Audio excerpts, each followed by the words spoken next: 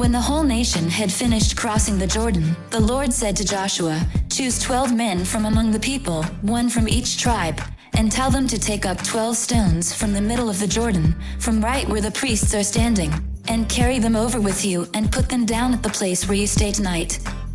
So Joshua called together the 12 men he had appointed from the Israelites, one from each tribe, and said to them, "Go over before the ark of the Lord your God into the middle of the Jordan. Each of you is to take up a stone on his shoulder, according to the number of the tribes of the Israelites, to serve as a sign among you. In the future, when your children ask you, 'What do these stones mean?' tell them that the flow of the Jordan was cut off before the ark of the covenant of the Lord. When it crossed the Jordan, the waters of the Jordan were cut off.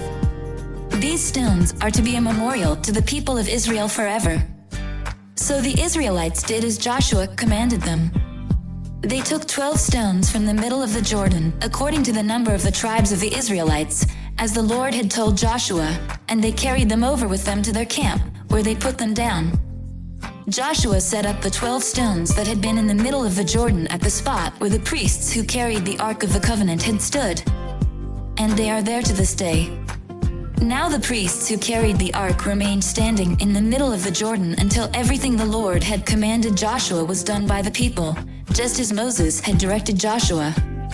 The people hurried over, and as soon as all of them had crossed, the ark of the Lord and the priests came to the other side while the people watched.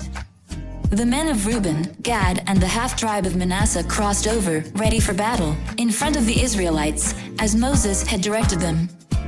About 40,000 armed for battle crossed over before the Lord to the plains of Jericho for war.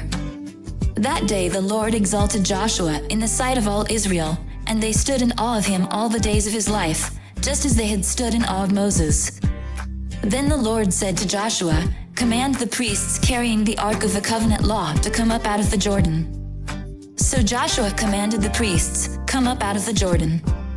And the priests came up out of the river carrying the Ark of the Covenant of the Lord. No sooner had they set their feet on the dry ground than the waters of the Jordan returned to their place and ran at flood stage as before.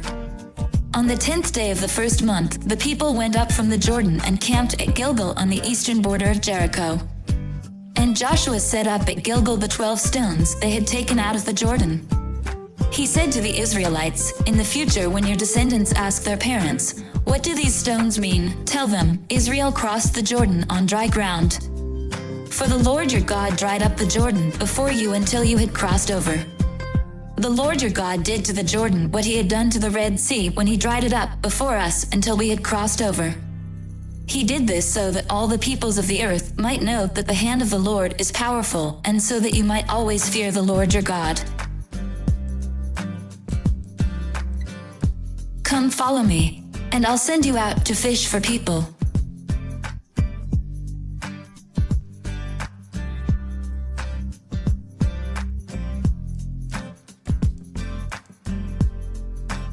I hope and I pray that the Spirit of God, the Almighty, is with you, and that His Son and His Holy Spirit bless you and your family throughout eternity.